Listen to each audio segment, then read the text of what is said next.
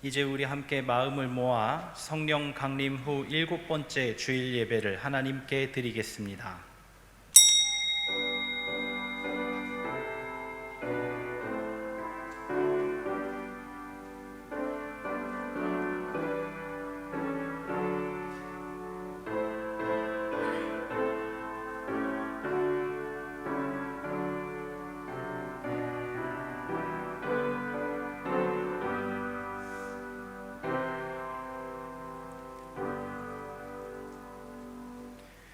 우리가 다 그의 충만한 데서 받으니 은혜 위에 은혜로라. 아멘.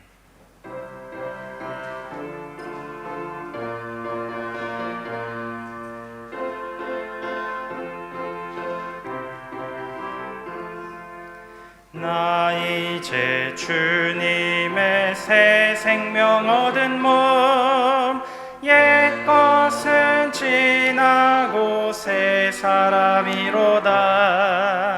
그 생명 내 맘에 강같이 흐르고 그 사랑 내게서 해같이 빛난다.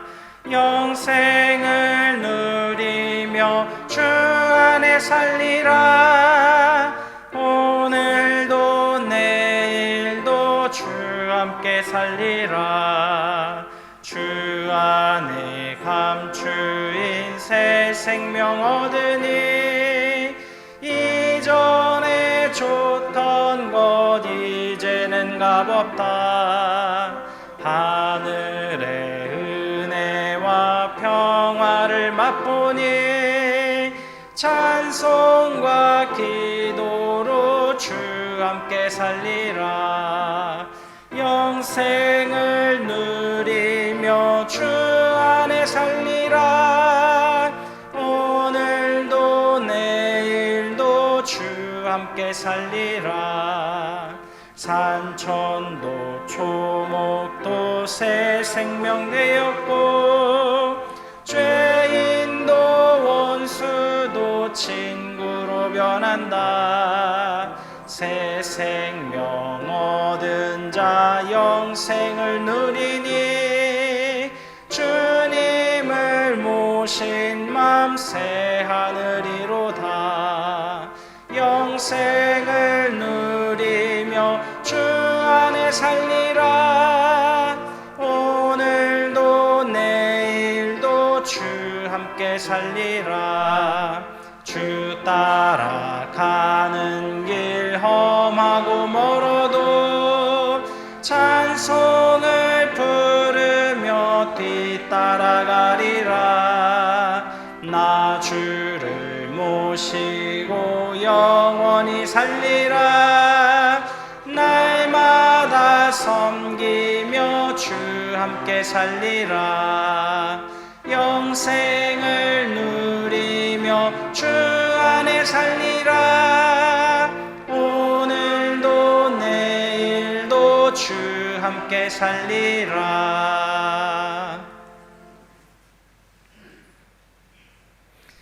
여호와여, 주께서 나를 살펴보셨으므로 나를 아시나이다.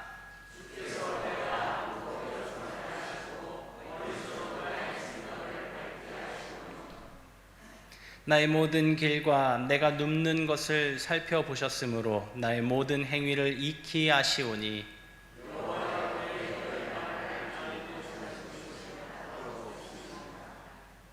내가 주의 영을 떠나 어디로 가며 주의 앞에서 어디로 피하리이까?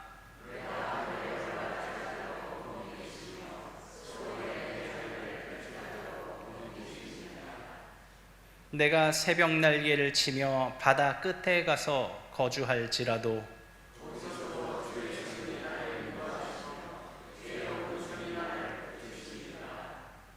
하나님이여 나를 살피사 내 마음을 아시며 나를 시험하사 내 뜻을 아옵소서.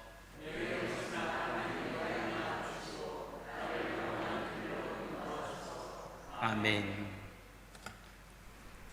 전능하사 천지를 만드신 하나님 아버지를 내가 믿사오며 그의 외아들 우리 주 예수 그리스도를 믿사오니 이는 성령으로 잉태하사 동정녀 마리아에게 나시고 본디오 빌라도에게 고난을 받으사 십자가에 못 박혀 죽으시고 장사한 지 사흘 만에 죽은 자 가운데서 다시 살아나시며 하늘에 오르사 전능하신 하나님 우편에 앉아 계시다가 저리로서 산자와 죽은 자를 심판하러 오시리라. 성령을 믿사오며 거룩한 공회와 성도가 서로 교통하는 것과 죄를 사하여 주시는 것과 몸이 다시 사는 것과 영원히 사는 것을 믿사옵나이다. 아멘.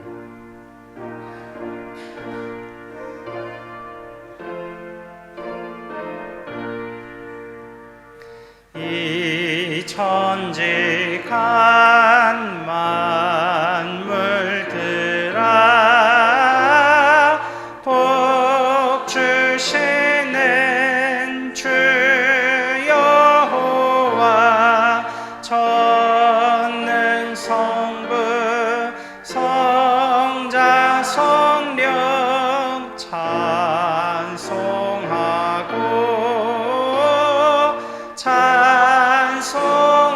찬송하세. 아멘.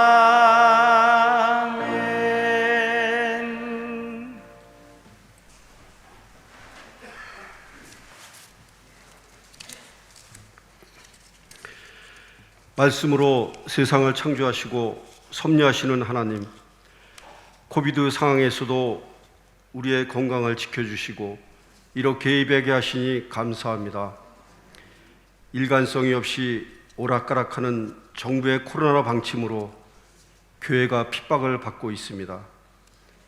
예배를 드리는 것이 가장 중요한 일임에도 정부의 코로나 방침에 따를 수밖에 없는 지금의 현실을 불쌍히 봐주시고 속히 코로나를 물리쳐 주시옵소서. 극렬히 타는 풀무에 던져질 위기에 처한 사드락 미삭 아벳느고는 하나님의 구원을 믿었으며 그리 아니하실지라도 금신상에 절하지 않겠다는 그들의 담대한 신앙을 본받게 하시고 경제도 어렵고 여러 가지로 혼란한 세상에서 하늘나라의 재물을 쌓아두는 복 있는 자들이 되게 하옵소서. 우리 교회 젊은 직분자들에게 더 큰 믿음을 주시고 교회를 더욱 사랑하고 섬기며 뒤에서만 따라가는 것이 아니라 내가 리더라는 자부심을 가지고 협력하여 선을 이루라는 말씀을 실천하는 믿음의 동역자들이 많이 나오게 하옵소서. 해칠한 무덤 같은 사람들이 세상에서 저마다 공정과 정의를 외치고 있습니다. 하나님의 말씀에 무슨 정의와 공정이 있겠습니까? 이 땅 위에 하나님의 말씀이 실현된 인류 사회가 될 수 있도록 세계의 모든 교회가 하나님의 정의와 믿음, 긍휼을 실천하게 하옵소서. 하나님 말씀 대언하시는 목사님의 오늘의 말씀을 통하여 우리의 염려와 근심된 마음, 시기와 불만의 마음들이 희망과 기쁨으로 변하게 하여 주시고 늘 감사로 예배하며 하나님을 영화롭게 하는 믿음의 자녀들이 다 되게 하옵소서. 담임 목사님의 목회 사역에 부족함이 없도록 영육 간의 강건함을 주시고 부목사님과 전도사님들에게도 같은 은혜 주시옵소서. 모든 말씀을 예수님의 이름으로 기도합니다. 아멘.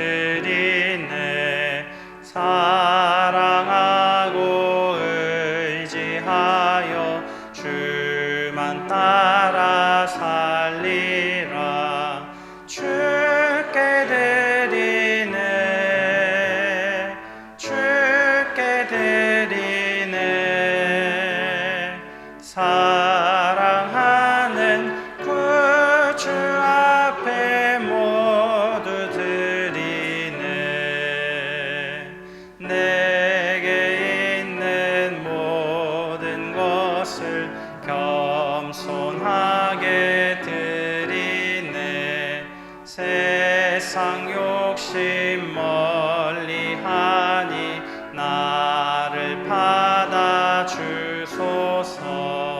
주께 드리네, 주께 드리네. 사랑하는 구주 앞에 모두 드리네. 내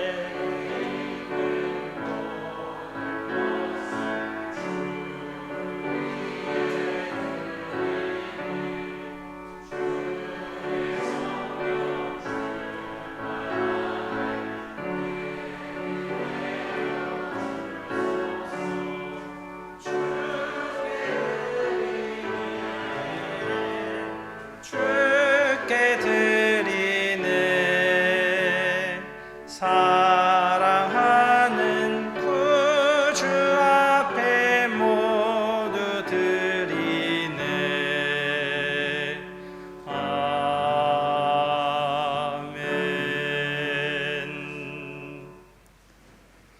코비드19 상황의 악화로 비대면 예배만 가능하다는 뉴스를 들으면서도 마음의 흔들림 없이 오늘도 예배의 자리를 찾았사오니 오늘도 성산교회 성도의 찬양과 경배를 받아 주옵소서.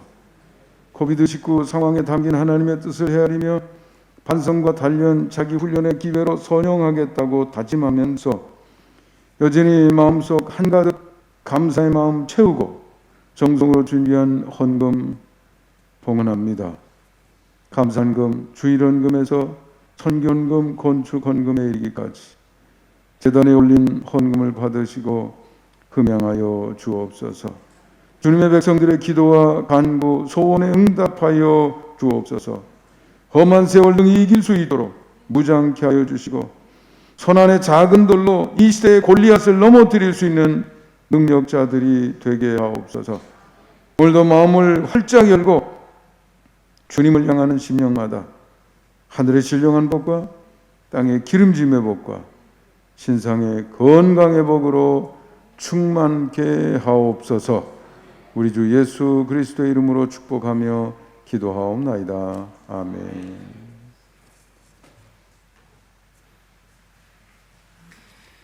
교회 소식 함께 나누도록 하겠습니다. 주보에 있는 교회 소식란을 참고하시기 바랍니다. 주님 앞에 나와 예배드리는 모든 성도님을 사랑하고 축복합니다.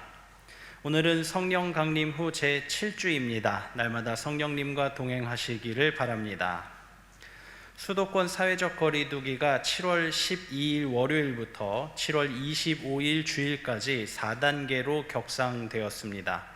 이에 모든 대면 집회가 금지되었습니다. 주일 예배는 영상으로 준비하여 주일 아침에 보내드리겠습니다. 각종 예배는 집에서 드리시기 바랍니다. 각종 헌금은 교회 사무실에 제출하거나 계좌 이체 방법을 사용하여 교인된 의무를 다하실 수 있도록 하시기 바랍니다. 8월 1일 주일 2부 예배 후 12시 20분에 구역인사위원회가 본당에서 있습니다. 참석이 어려우신 구역인사위원께서는 위임장을 제출해 주시기 바랍니다. 구역인사위원은 주보에 있는 내용을 참고하시기 바랍니다. 정부의 코비드19 대응 조치에 따라서 사전 공지 후에 일정을 조정할 수 있음을 양지해 주시기 바랍니다. 기존에 차량을 등록하셨던 교우께서는 사무실에서 새 주차증을 발급받으시기 바랍니다. 기존에 사용하시던 주차증 번호를 확인하시고 오시기 바랍니다.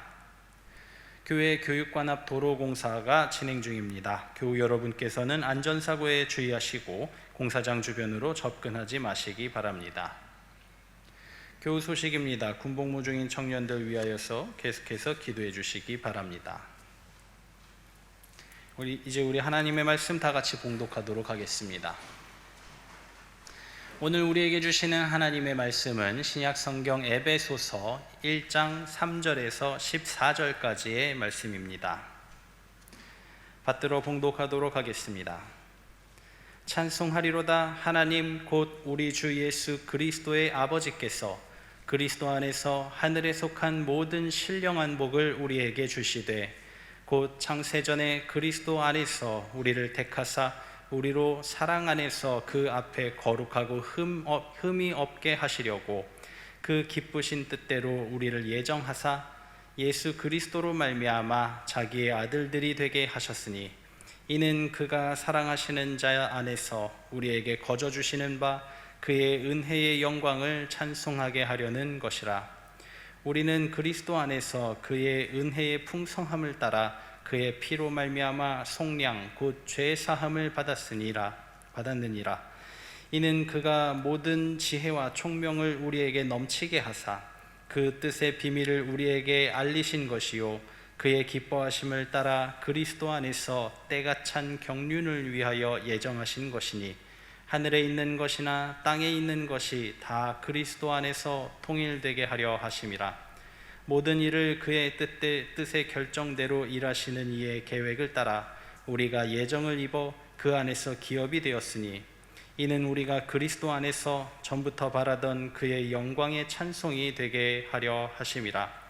그 안에서 너희도 진리의 말씀 곧 너희의 구원의 복음을 듣고 그 안에서 또 믿어 약속의 성령으로 인치심을 받았으니 이는 우리 기업의 보증이 되사 그 얻으신 것을 속량하시고 그의 영광을 찬송하게 하려 하심이라.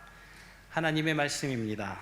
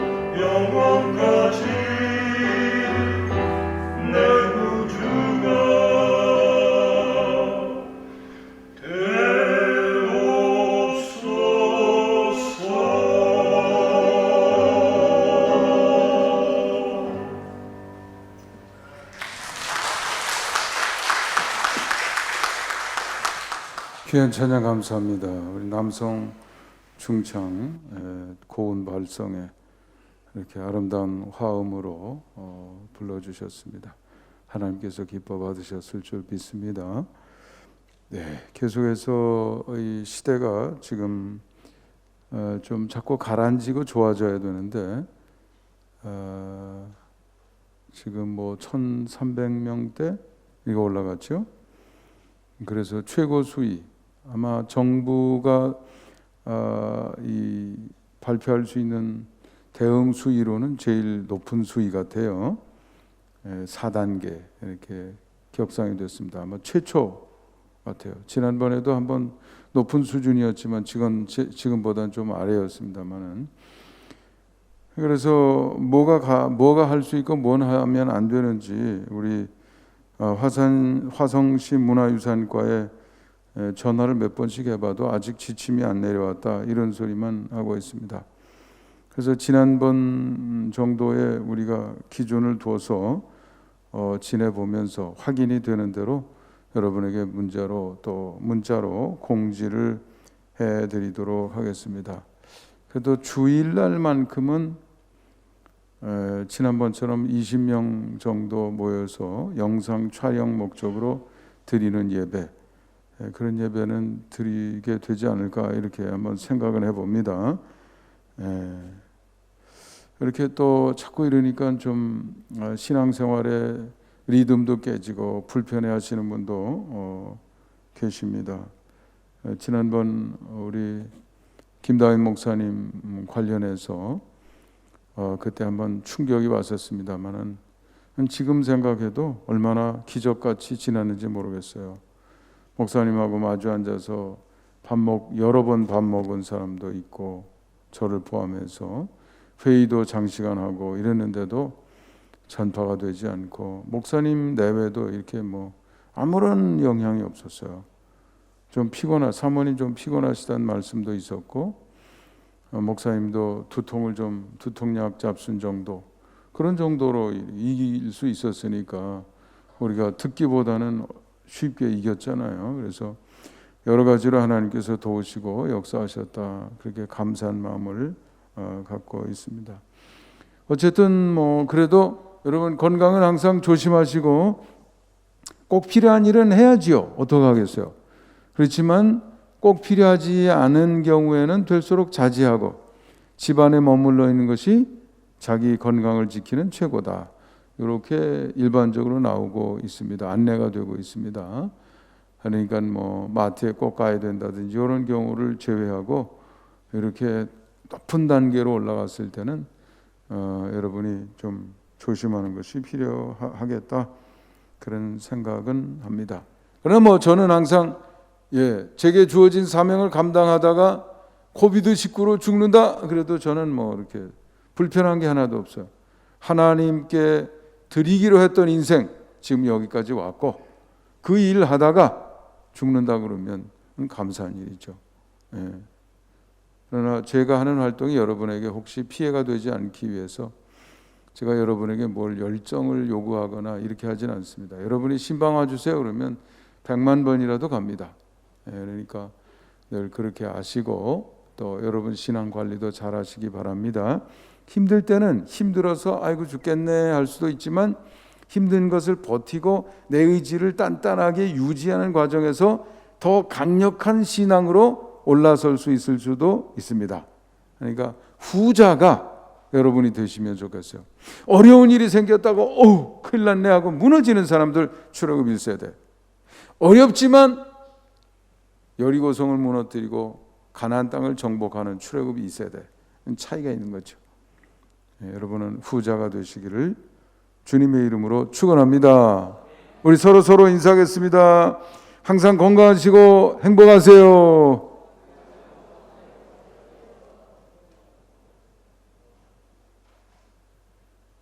여기는 제 사명의 자리고 오늘도 여러분을 뵙는 것이 제게는 가장 큰 행복입니다.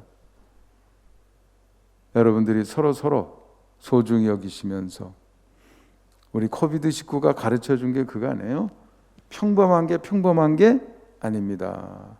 마주보고 뭐 이거 얼마나 불편해, 이거 이렇게 안 하고 그저 얼마나 우리 수다 떨고 재밌게 까르르 웃으면서 지냈어요. 그렇죠? 근데 그게 불가능하게 됐다는 게 이게 평소 아무것도 아니라고 생각했던 것이 기적이다. 그렇죠? 실제로 그렇습니다. 그러니까 여러분 다시 한번 여러분 인생을 소중히 평가하고 그런 마음으로 살아가는 능력을 터득해 가시기를 바라겠습니다. 자, 오늘도 준비한 파워포인트 자료 한번 보면서요. 오늘 우리에게 주신 말씀 함께 들여다보고 생각해 보도록 하겠습니다. 한번 자료 보여주시죠. 오늘은 성령 강림 후 제7주입니다. 그 밑에 있는 내용 한번 읽어보죠. 시작. 오늘은 성령 강림 후 제7주이며 개정표준 선구집이 제시한 4개의 선구 중 우리가 선택한 본문은 에베소서 1장 3절부터 14절입니다. 본문 말씀을 읽고 주요 내용을 파악하고 그 후에 우리의 생각을 풀어가 보도록 하겠습니다. 우리 인류는 우리 그리스도인에게는 교회력에 따라서 이렇게 움직여지게 되어 있습니다. 그리고 그 교회력에 따라서 우리가 생각해야 될 과제가 있는 거죠. 그리고 그 시점에 어떤 말씀을 읽으면 좋겠습니까? 예배 중에 사용하면 좋겠습니까? 설교 본문으로 사용하면 좋겠습니까? 그게 이제 표준 선구집 이렇게 해서 스탠다드 이 이름을 표준이라고 한 이름을 붙여서 그거를 한 주에 4개의 선구를 골라놓고 전 세계적으로 여러 교단이 함께 이렇게 사용하고 있어요. 그래서 제가 성경을 선택하면 좋아하는 것만 다루게 되기 때문에 이렇게 객관적으로 제시한 것을 설교 본문으로 삼아야 되겠다 해서 이렇게 실행한 지 오래됐습니다. 한때는 첫 번째 말씀, 첫 번째 2개가 구약 성경인데 그것을 주일 본문으로 삼았습니다만은 이제는 이제 신약 성경을 우리가 본문으로 삼는데 세 번째가 첫 번째죠. 오늘 성령 강림 후 제7주의 세 번째 말씀은 에베소서 1장 3절부터 14절이 되겠습니다. 에베소서는요, 옥중서신입니다. 사도 바울이 옥중에 있을 때 에베소 교회를 중심으로 주변에 있는 여러 성도들에게 회람하도록 이렇게 보낸 그런 서신이 되겠습니다. 여러분, 사도 바울은요, 어려움 속에 옥중에 있어도 놀질 않았어요. 내가 이렇게 내 충성을 다했는데 이거 옥중에 있는 거 이게 웬 말입니까? 불평하고 원망하고 이럴 수도 있는데 사도 바울의 생각은 뭐 그렇게 흔들리는 법이 없어요. 그렇다고 옥중에 있다고 이제 뭐 놀아야지 뭐 이것도 아니에요. 생각해 보면 할 수 있는 일이 여전히 있다. 그래가지고 옥중에서도 이렇게 부지런히 서신을 쓰면서 사람들을 통해 가지고 소식을 듣기도 하고 또 자기 메시지를 보내기도 하고 성도들의 신앙을 돌보고 관리해 주는 것을 볼 수 있습니다.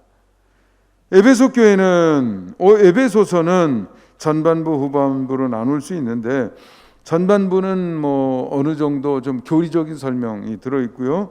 후반부는 그렇게 하나님의 부르심을 받은 사람으로 합당하게 사는 길은 뭔가 그걸 구체적으로 실천, 삶, 생활 현장에 대한 말씀을 더 집중하고 있습니다. 로마서도 그렇게 돼 있죠. 11장까지는 뭐 그냥 교리적인 거라고 그러지만 하여간 이론적인 그런 설명이 많고요.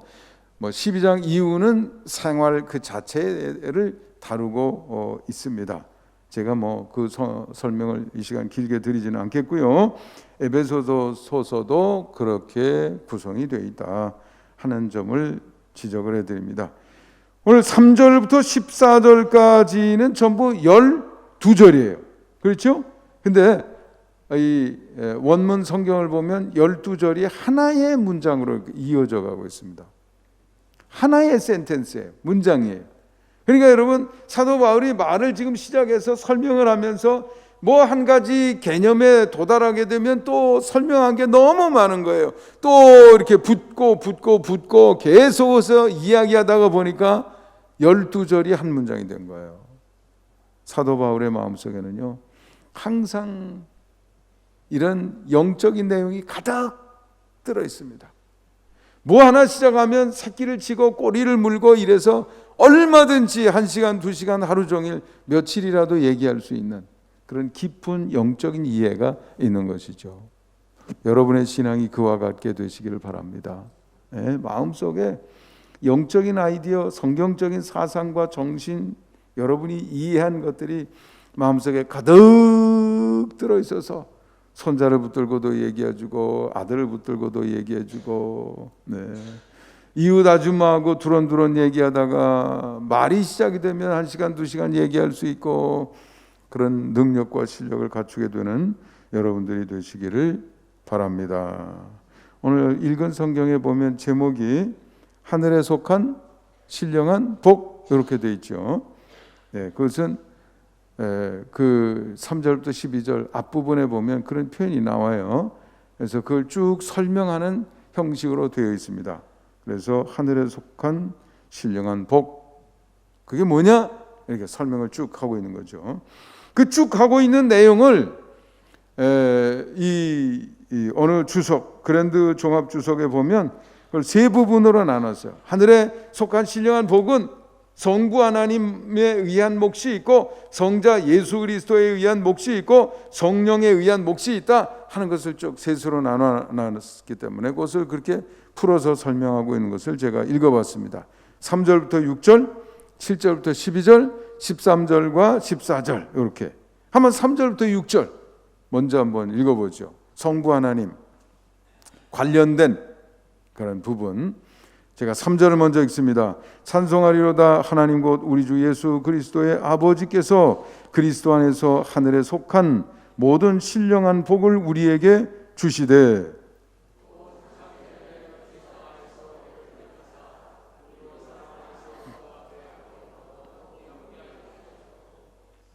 그 기쁘신 뜻대로 우리를 예정하사 예수 그리스도로 말미암아 자기의 아들들이 되게 하셨으니,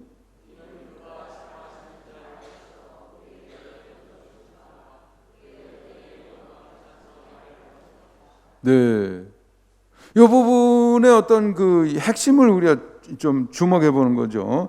찬송하리로다.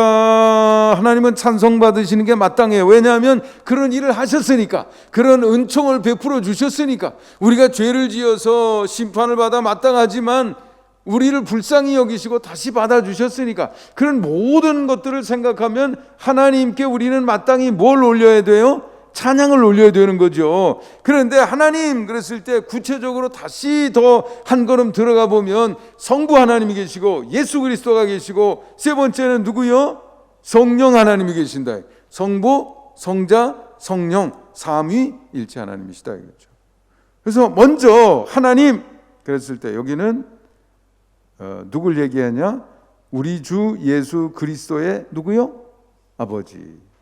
예수님은 하나님의 아들, 성자 하나님이시면서 그렇게 우리가 얘기하죠. 하나님, 성부 하나님을 얘기하는 거죠. 하나님 그러면 성부, 성자, 성령 다 포함할 수도 있는데 여기서 하나님, 그거는 성부 하나님이시다. 왜냐하면 곧 우리 주 예수 그리스도의 아버지, 이렇게 설명을 해줬잖아요. 그렇죠? 그분이 지금 우리에게 하늘에 속한 모든 신령한 복을 주셨다 이거죠. 주셨는데 어떻게 주셨느냐? 예수 그리스도 안에서 주셨다. 지금 그게 3절이 되는 거죠.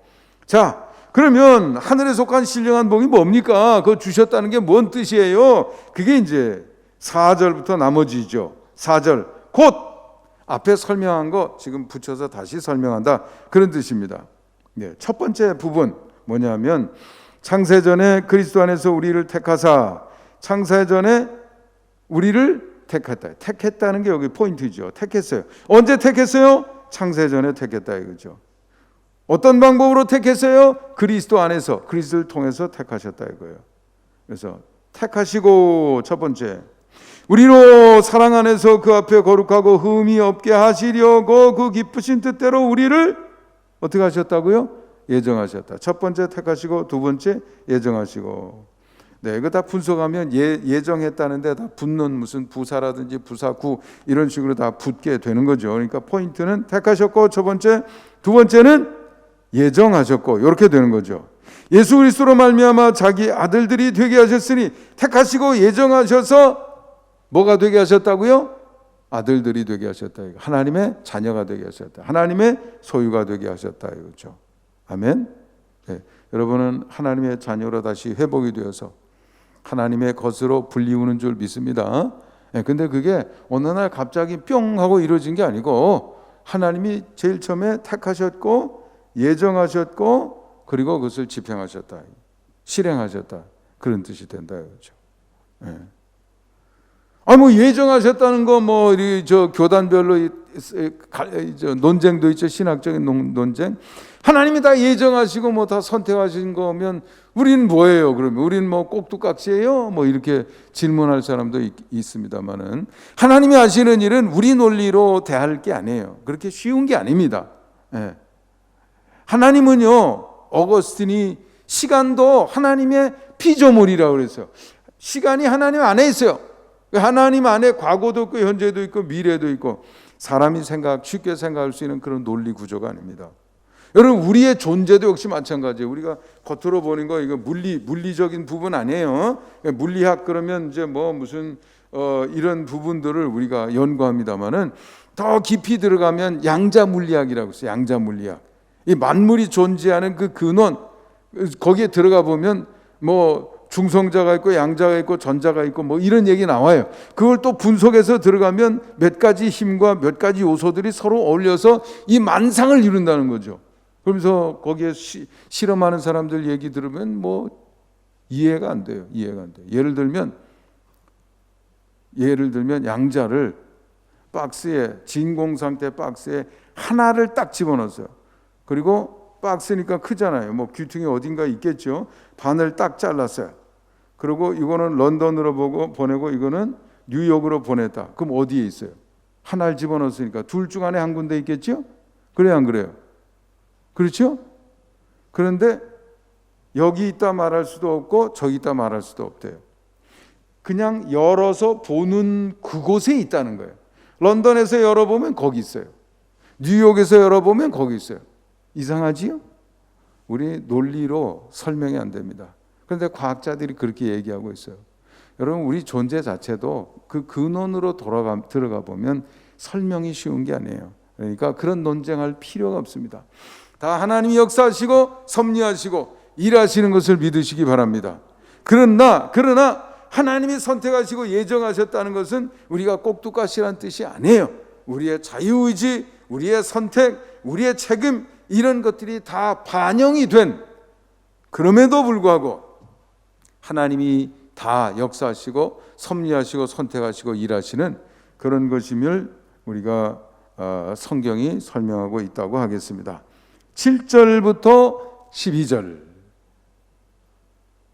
네, 한번 교독합니다. 우리가 그리스도 안에서 그의 은혜의 풍성함을 따라 우리는 그리스도 안에서 그의 은혜의 풍성함을 따라 그의 피로 말미암아 속량 곧 죄사함을 받았느니라.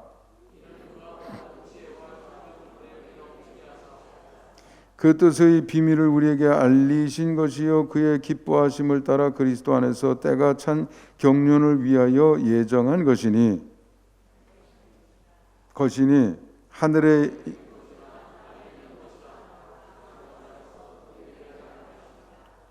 모든 일을 그의 뜻의 결정대로 일하시는 이의 계획을 따라 우리가 예정을 입어 그 안에서 기업이 되었으니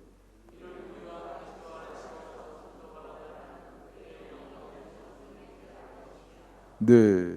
앞부분도 찬송이 되게 찬송하게 하려는 것이라로 끝났는데 여기도 마찬가지로 찬송이 되게 하려 하심이라 비슷한 표현이 같은 내용이죠. 하나님께 찬송을 드리고 하나님의 찬양, 영광이 되는 그런 존재가 되고 그런 삶이 되게 하시기 위해서 하나님은 우리를 택하셨고 예정하셨고 결국에 와서는 아들들이 되게 하신 거죠. 하나님의 자녀가 되게 하신 거죠. 그런데 두 번째 단계로 넘어오면 그게 어떻게 이루어졌느냐? 예수 그리스도를 통해서 이루어졌다는 거예요.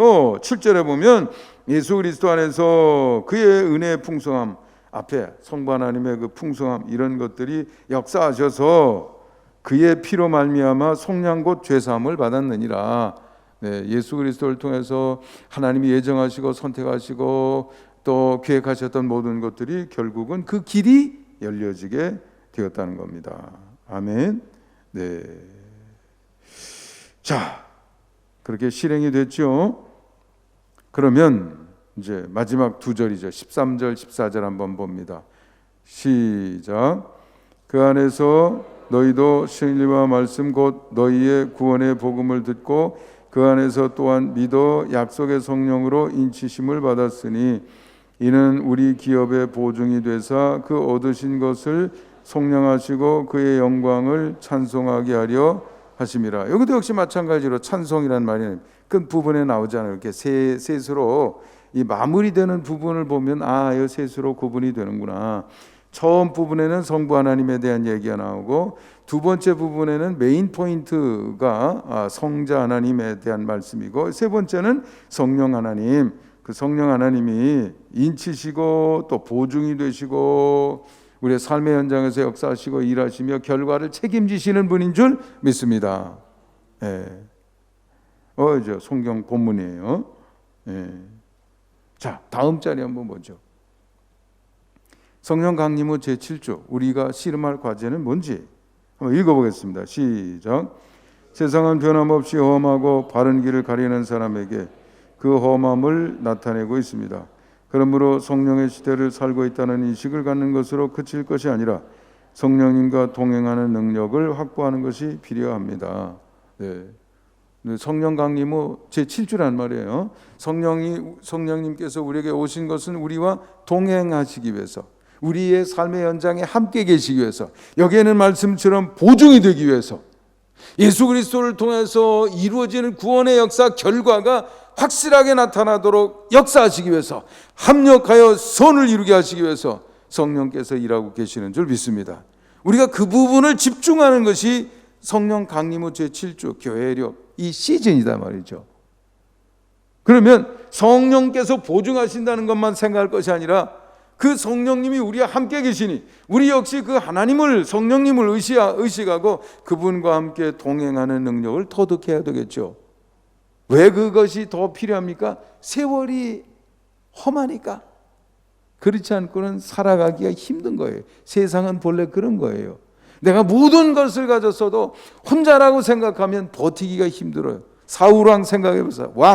왕이면 그 명령 하나에 군대를 동원할 수 있고요. 실제로 다윗을 도와줬다고 말이죠. 먹을 거 줬다고 마을 하나 싹 다 쑥대밭 만들지 않아요? 그 마을에 있던 제사장을 비롯해가지고 어린애들 우양가축까지 다 죽이잖아요. 그 왕이에요. 그렇게 센 사람이라도 혼자라는 생각, 이게 벌써 신앙이 하나님과 함께라는 생각이 신앙인데 아직 그 경지에 오르지 못하니까 다윗이 불편한 거예요. 불안한 거예요. 그러니까 나쁜 행동이 자꾸 나오고 생각이 삐뚤어지고 자꾸 엄한 생각을 하게 되고 인생이 결국은 망가지게 되는 거죠. 하지만 반대로 다윗은 아주 소년 시절에 전장터를 찾았죠. 그러니까 형들이 아니 여기 지금 전장터인데 너같이 조그만 꼬마가 여기 와서 얼쩡얼쩡대 혼내고 막 그랬잖아요. 여기 왜 함부로 돌아다니냐고. 그런데 다윗은요 어렸을진 몰라도 혼자라는 생각이 있는 게 아니고 내 속에 누가 계세요? 하나님이 계신다 이 생각이 있었던 거죠. 다른 사람들은 혼자라고 생각하니까 골리앗 너무 커 난 못 감당해 이런데 다윗은 혼자라는 생각이 없으니까 골리앗 크면 어때? 왜냐하면 나는 혼자 나가는 게 아니고 만군의 주 여호와 전쟁을 좌우하시는 하나님과 함께 나간다 이렇게 되는 거 아니에요. 그렇죠? 내 손에 들려있는 거 돌 하나지만 이게 그냥 돌이 아니야 하나님께서 역사하시는 돌이야 이렇게 되는 거 아니에요. 그러니까 골리앗 넘어뜨렸어요? 안 넘어뜨렸어요? 넘어뜨렸죠. 아무리 많은 걸 가지고 있어도 혼자라면 무너지게 돼 있어요.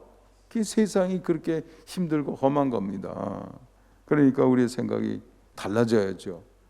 그게 몸에 배야 돼요. 아까도 얘기했지만 사도 바울 고린도 후서 11장 23절 이하에 보면 뭐 매 맞고 태장 맞고 뭐 죽을 뻔한 고비 뭐 얼마나 많은지 몰라요. 근데 여러분 성경 읽어보시는데 사도 바울이 한 번도 죽는 소리 한 거 봤어요? 못 봤어요. 왜냐하면 혼자라는 생각이 없어요. 그게 문제라는 생각이 없어요. 아니 옥중에서 일하면 되지 뭐가 문제입니까? 이렇게 되는 거죠. 사도행전 20장 24절에 보면 내가 달려갈 길과 주 예수께 받은 사명 곧 하나님의 은혜의 복음을 증언하는 일을 마치려 하면은 나의 생명조차 조금도 귀한 것으로 여기지 않는다. 두려울 게 없어요. 목숨도 나는 뭐 상관없다는데 내 사명 감당이 중요해. 내 목숨 지키는 게 목적이 아니야. 이렇게 되는 거죠. 그 생각이에요. 그 생각. 고비드 19시대 내가 사역하다가 죽는다고 해도 나는 뭐 불평할 게 아무것도 없어. 여전히 나는 당당하게 내 사명 감당했다. 뭐 이렇게 되는 거니까. 그렇지 않습니까? 그래서 나는 코비드 19 시대라고 그래도 난 불안이 하나도 없어요. 불안한 마음이 하나도 없어. 나는 순리에 따라 내 책임을 다할 뿐이에요. 오래 살고 싶은 생각, 뭐 짧게 살고 싶은 생각 그 자체를 하나님께 맡기는 거죠. 그러니까 그런 정신, 동행자의 정신이 필요하다 이거죠. 다음 카드, 다음 자료. 홀로 살기에는 언제나 만만치 않은 세상이다 이거예요. 네, 한번 읽어보겠습니다. 시작. 성경은 세상을 악이 지배하고 있는 것으로 규정하고 있으며 세월이 흐를수록 이 현상이 더욱 악화될 것이라고 예고하고 있습니다. 그리스도인으로 사는 일이 갈수록 힘들어질 것이며 결국 믿음을 따라 사는 사람을 찾기 힘든 세상이 올 수 있을 것입니다. 예수님이 그러셨죠. 누가복음 18장 18절 하반절 그러나 인자가 올 때 세상에서 믿음을 보겠느냐 하시니라. 그만큼 힘들어지는 거예요. 그리고 실제로 그게 지금 이루어지고 있어요. 제가 여러분에게 말씀드리지만 이 현상은요 벌써 100여 년 전에 시작이 된 네오막시스트들이 사회주의자들이 시작한 거죠. 사회주의, 공산주의에서는 혁명이 일어날 거로 생각했는데 혁명이 일어나지 않으니까 사람들의 생각을 뒤집어 놔야 되겠다. 먼저 쇠뇌를 시켜야 되겠다. 이렇게 생각한 거죠. 그래서 지금 세상이 그쪽으로 가고 있어요. 기독교 신앙을 지키기가 어려운 시대로 가고 있습니다. 왜냐하면 그 사람들이 적을 어떻게 규정했냐면 유대 기독교 신앙정, 종교 전통을 기반으로 하고 시장 자본주의를 기본으로 하고 자유민주주의를 기본으로 하는 서구 문명, 거기에서도 백인들, 남성 이거를 주류로 생각하고 이거는 때려부시고 무너뜨리고 없애야 될 걸로 규정한 거예요. 그러니까 그걸 뒤집기 위해서 그 규정 속에 기독교도 들어갔으니까. 그래서 기독교 신앙 생활하기가 점점 어려워지는 시대가 오고 있다 이거예요. 그게 뭐 그래서 만들어진 아이디어들이 차별금지법, 뭐 동성애라든지 이런 것들. 그러니까 그건 쇠뇌하는 과정이기 때문에 어려서부터 그렇게 하는 거죠. 뭐 우리나라도 뭐 그쪽에 있는 사람들이 요즘 뉴스에 나오잖아요. 태극기, 학교에 태극기 걸려 있는 거 보고 이것도 뭐 나쁜 태극기 뭐 친일의 잔재라 그러면서 태극기까지 무시하잖아요. 근데 이게 벌써 이 유럽이나 미국에서 시작된 거거든요. 며칠 전에도 내가 어느 동영상 뉴스 보니까 어린애가 지나가다가 그 미국 국기 성족이 있잖아요. 그게 꽂혀 있는 거를 빼가지고 집어던지고 가더라고요. 그렇게 가르치고 있어요 지금. 그게 그런 경향이 우리에게 오고 있다 이렇게 생각하면 돼요. 어떤 어려움 속에서도 이겨낼 수 있는 신앙으로 무장해야 될 줄 믿습니다. 다음 자리 한번 보죠. 몸에 밴 동행 능력 어떻게 확보할 것인가 이게 과제가 되겠죠. 한번 읽어봅니다. 시작. 험한 세상을 살려면 성령님과의 동행 능력을 확보해야 합니다. 불행하게도 그것은 하늘에서 뚝 떨어지는 것은 아닙니다. 그 배경을 이해하고 원리를 터득하고 실천 능력을 터득해야 됩니다. 여러분 제자들 보면 처음에는 엉망 아니에요? 그렇죠? 네, 부인하고 모른다 그러고 뭐 배반하기도 하고 네, 그렇지만 그렇게 넘어졌다 일어나고 이러면서 사도행전으로 넘어가서 사도행전 2장 성령 강림 이후에 제자들의 모습은 당당해. 여전히 부족한 점도 있지요. 그렇지만 나중에는 모두 순교하기까지 당당하게 사명을 감당하는 큰 인물들이 되었던 것을 기억합니다. 그 과정을 통해서 단련이 됐던 거죠. 네, 사명 감당할 수 있는 능력을 갖추게 된 거죠. 우리가 그렇게 변화를 신앙도 그렇게 우리가 갖추게 되는 겁니다. 어느 날 아침에 성경 공부 시간에 뿅 하고 들어오는 게 아니다 이거죠. 제가 생각하기에는 몇 가지 단계가 있어요. 첫 번째는 이해하는 단계죠. 제가 오늘 제목을 동행의 삶 배경이라고 그랬습니다만은 사도 바울이 오늘 본문에서 준 이런 지식들은 배경이야. 아, 하나님이 이렇게 선택하셨구나, 예정하셨구나, 계획하셨구나, 예수 그리스도는 이런 역할을 하셨구나, 아, 성령님은 지금 이런 일을 하고 계시는구나. 이해가 있어야 그 배경이 되는 거죠. 그건 어디서 옵니까? 눈 감고 있으면 머리에서 떠오르는 건 아니잖아요. 그러니까 열심히 성경을 읽어야 될까요, 말아야 될까요? 읽어야 되겠죠. 이래서 설교 들었을 때 그냥 휙 지나가는 게 아니라 메모도 해보고, 집에 가면 여러분 영적 목적을 위해서 노트 하나 해놓는 거 좋아요. 메모도 해보고, 목사님이 이렇게 얘기했지만 내 생각으로라도 한번 설명해보고, 자꾸 반복을 해야 발전이 됩니다. 좋은 생각 자꾸 해야 돼요. 여러분 운동하는 사람들이요, 실제로 필드에 나가서 뭐 골프다 뭐 야구다 운동하지만 여러분 얘기 듣잖아요. 조용히 앉아서 생각으로도 한다는 거예요. 생각을 하면서 정확하게 폼을 만들면서 휘두르면요, 그게 연습이 됩니다. 몸으로 하는 연습하고 거의 비슷해요.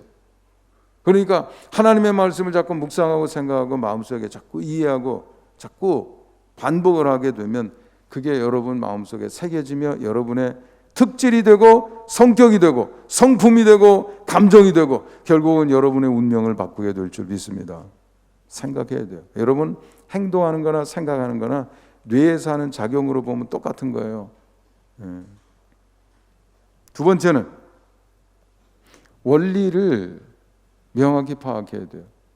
제가 그 부분에 있어서는 뭐 반복해서 여러분에게 설명드렸습니다. 혼차원, 영차원, 원차원, 몸차원. 영차원, 하나님이 내 삶의 기준이 되는 거죠. 마태복음 6장, 우리 신앙이 사람에게 보이려고 자꾸 이상한 것으로 변질되면 안 돼요. 하나님이 내 삶을 지배하는 진짜 하나님이래야지. 두주인 현상, 뭐 때에 따라서는 자기 욕심이나 재물이나 이런 욕심으로 움직이고, 그러면 안 돼요. 내가 왜 움직였어요? 왜 그렇게 결정했어요? 왜 그렇게 살았어요? 하나님의 뜻이니까, 하나님의 명령이니까. 이거 보세요. 하나님의 가르침이 이렇게 있잖아요. 이렇게 할 수 있어야 되죠. 행동의 근거가 오직 무엇이요? 하나님의 뜻. 그러니까 마태복음 6장의 결론이 뭐예요? 먼저 그의 나라와 그의 의를 구한다 이거죠. 항상 그거라 했죠. 다른 생각할 필요가 없어요. 그럼 손해 나는데요. 괴로워지는데 왕따 당할 수도 있는데요. 그런 생각할 필요가 없다 이거죠.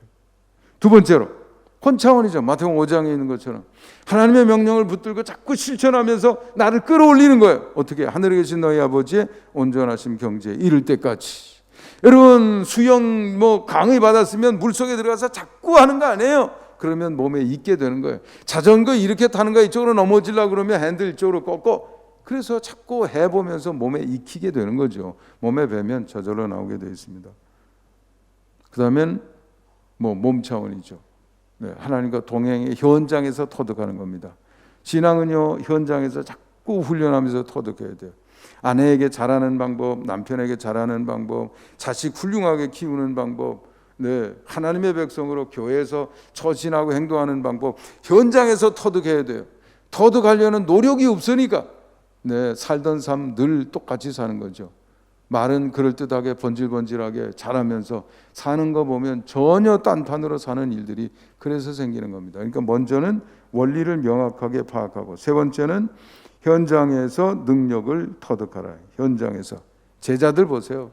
현장에서 다 넘어지고 부인하기도 하고 갈릴리 바다로 돌아가기도 하고 이러면서 터득한 것이다 이거죠. 마지막으로 결과를 확인하면서 여러분 믿음을 굳게 다지기 바랍니다. 하나님은요, 삶의 현장에서 만나는 분입니다. 성경 공부로 만나는 분이 아니에요. 성경 공부는 준비일 뿐이지. 진짜 하나님은 어디서 만난다고요? 생활 현장에서 만나게 됩니다. 동행이잖아요. 나는 내 역할만 다 하면 하나님은 자신의 역할을 다 해주실까요? 안 해주실까요? 다 해주시죠. 그게 체험이 돼야 돼요. 진짜 하나님이 내 인생 속에 역사하셨네. 그게 돼야죠. 저는요, 어려서 내 인생 하나님께, 초등학교 때 하나님께 드립니다 그러고 그 뒤로 내가 딴 생각해 본 일이 없어요. 나는 조금 모자란 사람인지 모르겠어요. 복잡한 생각을 일부러 안 합니다. 딱 잘라요. 뭐가 옳은데, 무엇이 성경인데, 하나님의 뜻이 뭔데, 이것만 생각하는 거죠. 어느 정도 몸에 뱄어요. 불편하게 돼도 어쩔 수 없어요. 어쩔 수 없어요. 그게 기준이어야 되니까. 몸에 뱉다는 것은 벌써 어느 정도 여기에 이제 이렇게 몸에 배 이제 이게 새겨지게 된 거죠. 그러니까 나는 내 사명을 더 중히 여기죠. 유익하고 뭘 누리거나 이런 것보다. 요 송산교회 와서도 뭐 오자마자도 해외 여행 교육자들 가는 거 그때 내가 안 갔잖아요. 이번에도 지방 여행도 잘 안 가고. 나는 포기하는 게 더 마음이 편하네요.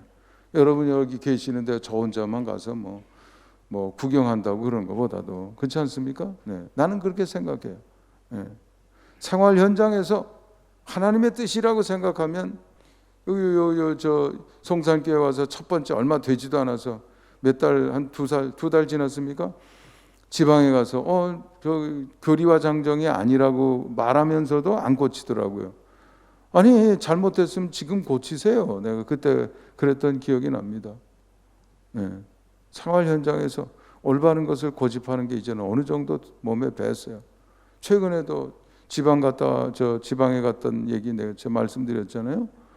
벌써 사람들은 기준이 벌써 틀려. 하나님의 뜻이나 자기가 서약한 게 기준이 아니에요. 부담금 내는 것도 숫자 고치는 거 벌써 계산하는 거 아닙니까? 어떻게 해요? 덜 내고 싶어서. 목사 안수 받을 때 서약했잖아요. 교리와 장정, 하나님의 뜻에 따라 살겠다고. 근데 그게 심각하게 마음속에 다가오지 않는 거죠. 저는요, 제 역할을 다하기 위해서 지금까지 최선을 다하고 있습니다. 그 역할을 다하기 위해서 재판받으러도 수도 없이 다니고 이런 일들이 있었던 거죠. 문제는 그럼 하나님은 역할을 어떻게 하셨나요? 제가 제 인생 뒤돌아보면 하나님은 기가 막히게 역사하셨어요. 나는 참 뭐라고 참 설명하기 기가 막힌 일들이 한두 가지가 아니에요. 저는 너무 가난해서 제가 고등학교 졸업할 때까지 목욕탕을 못 가봤어요. 고등학교 졸업할 때까지 치과를 못 가봤어요. 대학교 갔는데 이걸 뭐 진단서를 내라고 그래서 치과 가니까 벌써 썩은 게 많더라고요. 그때 땜질하고 그랬던 생각이 납니다. 그런데요, 하나님께 내 인생 드리겠다고 한 뒤부터는 학비가 저절로 생겨요. 내가 노력한 게 아닌데 여기 어디 장학금 준다니까 가보세요. 누가 또 안내주고 자꾸 중학교, 고등학교, 대학교 들어가니까 장로교 장로님이시죠. 4년치 장학금 주신다고 날 부르더라고. 나 처음 만났어요. 그 집도 처음 가봤고. 미국 유학 간다니까 비행기표 주는 분 생기고 5,000불씩 1년에 3번씩 생활비 보조해 주는 분도 생기고 학교 가니까 학비 내지 말라고 그러고 제가 또 그때도 간증했었잖아요. 달라스 포트워스 공항 내리는데 한 번도 만나보지 못한 사람이 날 환영하러 나왔더라고요. 자기 집에 열흘씩 이렇게 재워주고. 물론 생활은 힘들고 어려울 때는 많았죠. 신문도 돌려보고 청소도 해보고 뭐 별거 다 했습니다. 가장 힘들고 어려웠을 때 우리 자녀들 학교 가는데 학비를 대줄 수가 없었어요. 그런데 지금 생각해 보면 하나님은 기적같이 일하셨어요. 네, 기적같이 일하셨어요. 1년에 뭐 5천만 원에서 뭐 7, 8천 들어가는 그런 대학들인데 듀크, 뭐 피츠버그 의대, 그다음에 존스 홉킨스에서 MD 앤더슨 다 훈련 받는 거 이거 다 할 수 있게 해주고 우리 아들도 마찬가지고요. 워싱턴 유니버시티에서 그다음에 NYU에서 MBA 하게 해주고. 심심해서 제가 얼마 전에도 우리 딸이 일하는 병원 등수가 어떤가 내가 한번 찾아봤어. US News and World Report인가 매년 그런 거 등수 이렇게 정하는 데가 있어요. 제일 좋은 병원이 메이오 클리닉이더라고요. 미국에서. 두 번째로 좋은 게 우리 딸이 일하고 있는 클리블랜드 클리닉이고요. 세 번째가 존스 홉킨스 하스피털이고요. 아마 네 번째 정도가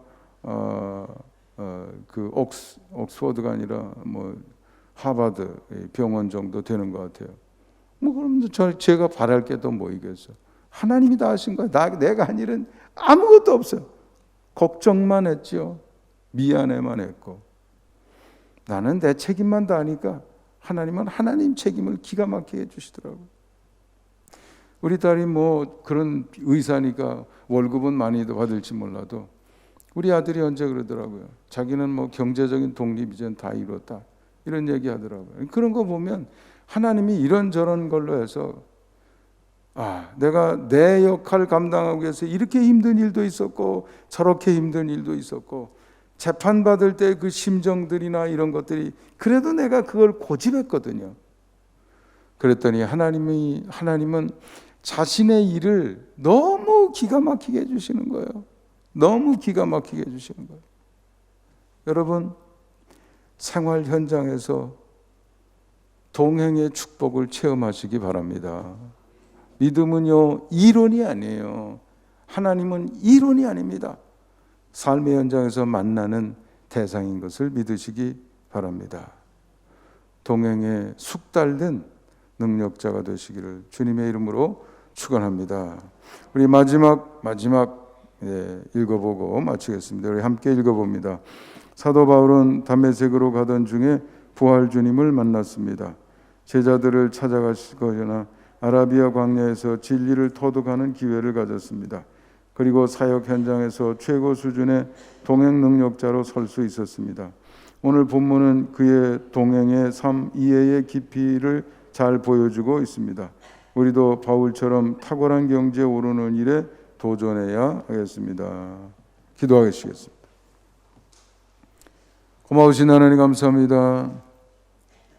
우리를 죄악 중에 불러주시고 하나님의 것이라 여기시며 험한 세상 홀로 버려두지 아니하시고 영으로 우리와 함께 계시니 감사합니다. 우리는 100만 번 죽었다 깨어나도 만물을 하나님처럼 볼 수 없다는 사실을 인정하게 하여 주시옵소서. 그리고 겸손한 마음으로 내가 서 있는 자리에서 내 역할에만 집중하게 하여 주시옵소서. 하나님은 알아서 자신의 역할을 완수하실 줄 믿습니다.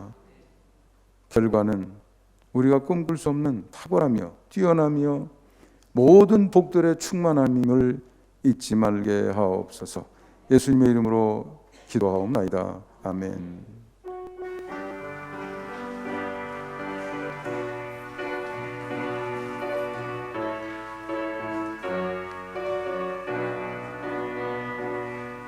너의 가는 길에 주의 평강이 있으리.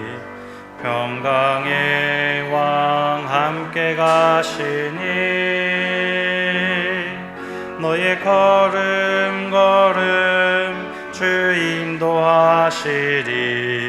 주의 강한 손 너를 이끄시리. 너의 가는 길에 주의 축복이 있으리. 영광의 주 함께 가시니 내가 밟는 모든 땅 주님 다스리리. 너는 주의 길 예비케 되리. 주님 나라 위하여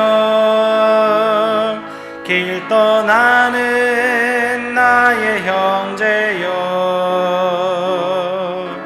주께서 가라시니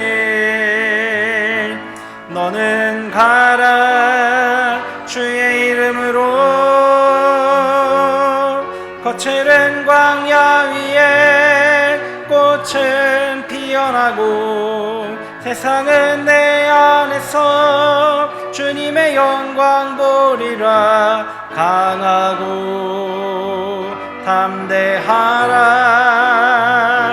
세상에 계신 주를 함께 너와 동행하시며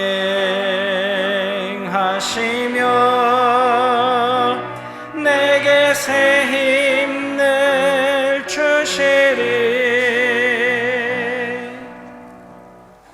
이제는 우리 주 예수 그리스도의 크신 은혜와 하나님 아버지의 극진하신 사랑과 성령님의 감화 감동 위로 인도하심의 역사가 오늘 주신 말씀 마음속에 새기며 실천의 자리로 나가고자 하는 주님의 모든 백성들 위해 이제로부터 영원까지 함께 주시기를 간절히 축원하옵나이다. 아멘.